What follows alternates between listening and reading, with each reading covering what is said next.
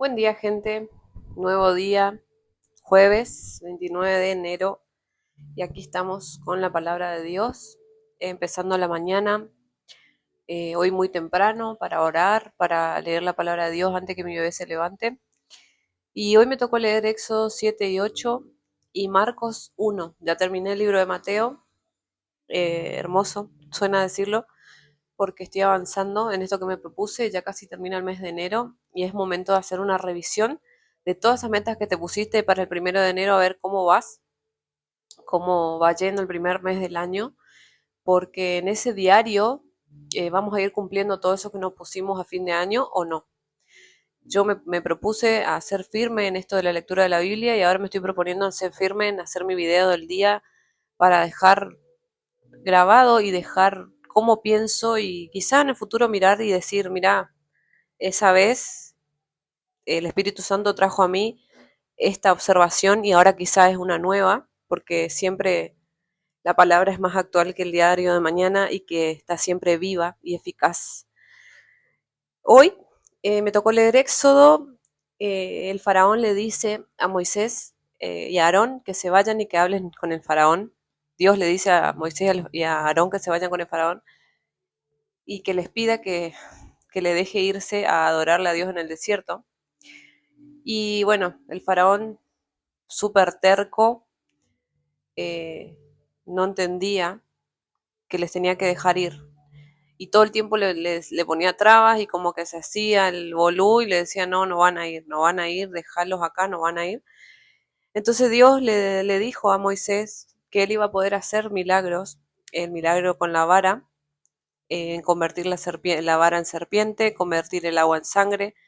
Y después, cuando ya no le entró bala al faraón, Dios le empieza a mandar plagas, las plagas de ranas, mosquitos, moscas. En otras versiones dice piojos. A mí lo que más me llamó la atención de este capítulo es que el faraón le mandaba a sus hechiceros y magos y brujos a hacer lo mismo que, que Dios le estaba mandando a hacer a Moisés, como para ponerlo en vergüenza y decir, ah, yo ya tengo a alguien que hace eso, ¿de quién estás hablando? No es Dios, eso todos pueden hacer, digamos, mis hechiceros y mis magos también pueden hacer. Hasta que los hechiceros y los magos se quedaron sin asunto y dijeron específicamente, cuando no pudieron, usaron sus encantamientos, no pudieron hacer lo mismo que Dios, dijeron que esta es la mano de Dios. A ver, ¿dónde estaba? ¿Cómo era específicamente lo que decía? Eh, 14, a ver. 14.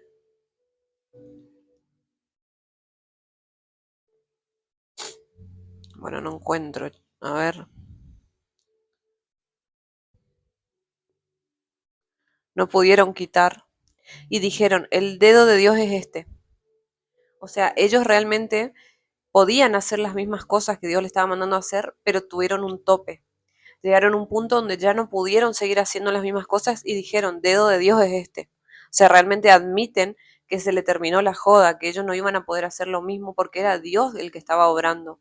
Más allá de que ellos sí pudieron, incluso lo más determinante es que ellos pudieron, por ejemplo, multiplicar las ranas, al igual que Dios le había mandado las ranas a invadir Egipto y salían por todos lados las ranas. Y los hechiceros también podían hacer brotar, pero no podían pararlas, no podían frenarlas. Y Dios sí podía. Entonces, a mí lo primero que se me vino es cómo es lo mismo que pasa hoy en día cuando la gente se va a hechiceros, a brujas, se va a hacer payé, se va a rendirle culto a una cosa rara, oscura, y todo eso por ahí le sirve incluso a la gente, pero todo eso tiene un tope, porque el único todopoderoso es Dios y el único que es nuestro creador y que sabe realmente lo que necesitamos, cuándo lo necesitamos y hasta dónde lo necesitamos. Realmente, por más que el ser humano se quiera pasar de vivo, como hizo el faraón, nadie puede con el poder de Dios. Entonces es en vano y en algún momento te toca darte cuenta que todas las terapias, las sanaciones, lo que sea que hiciste o estés haciendo, te estén vendiendo, porque hay un consumo masivo de estas cosas, tiene un tope. Y que la única salida a todas estas cosas es Dios, que sin Él no vamos a ningún lado, sin Él no podemos ser quienes realmente fuimos diseñados para ser, porque Él es nuestro creador. Es lo mismo que, no sé, tenés un mueble y te vas a hablar con un heladero y él no tiene nada que ver. El que creó el mueble es el que va a saber cómo se usa, ¿no? Eh, y así es con todo. Realmente nuestro creador es el único que sabe qué es lo mejor para nosotros y cómo llegamos a eso. Puedes hacer miles de terapias, miles de sanaciones, miles de cosas de hoy en día que prometen sanarte, pero solo hay un sanador, solo hay un salvador, solo uno. Eso a mí se me vino así y lo medité y el Espíritu Santo trajo a mi mente todo eso, como para dejar muy claro que eso es lo que está pasando, lo mismo que pasó en ese momento está pasando hoy en día, en la actualidad, con estas cuestiones que todo el mundo se cree Dios o quiere que pasarse de vivo y, y Dios debe mirar nomás y decir, perdónalos porque no saben lo que hacen. Ay, bueno, el texto muestra, le pregunto esto a ChatGPT y le digo, mira, yo veo esto y me dice que tu observación es muy real. El texto muestra que el ser humano busca atajos o copias que nos den una sensación de control como gurú o terapias. Suelen funcionar hasta que llega la verdadera crisis y ahí aparece el dios de lo imposible. Mientras los magos solo podían ensuciar más el agua, traer más ranas, solo Dios podía sanar y poner orden. El mundo ofrece muchas opciones, pero hay solo una fuente original. El faraón endureció su corazón porque prefirió confiar en su empleado que en la evidencia del poder real, hasta que sus magos y lo tuvieron que decir, che, este es el dedo de Dios. Tipo, acá ya no podemos hacer más nada. Eso creo que es lo más power de hoy. Por eso digo que es más actual, que es viva, eficaz y más actual que el diario de mañana. Después me tocó leer Marcos 1, que también estamos de vuelta en el principio del Evangelio.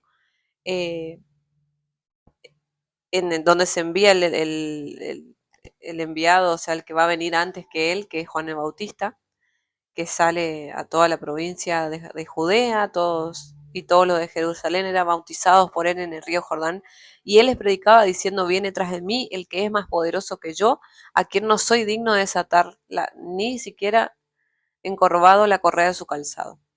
Yo he bautizado con agua, pero él los bautizará con el Espíritu Santo.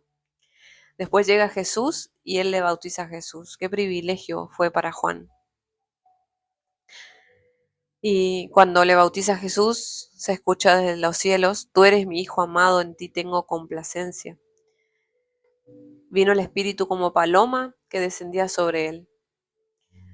Después el Espíritu le impulsó al desierto y ahí estuvo 40 días, tentado por Satanás. En Mateo decía también 40 noches. Y que el enemigo lo tentaba y le decía, si, no, si sos el Hijo de Dios, salí, o sea, sacate de esto. Y él se mantuvo ahí firme. Empieza su ministerio, a predicar el reino de Dios, diciendo el tiempo se ha cumplido, el reino de Dios está cerca. Jesús está cerca. Después llama a 4 pescadores, a Simón y a Andrés, llama a Juan y a Santiago.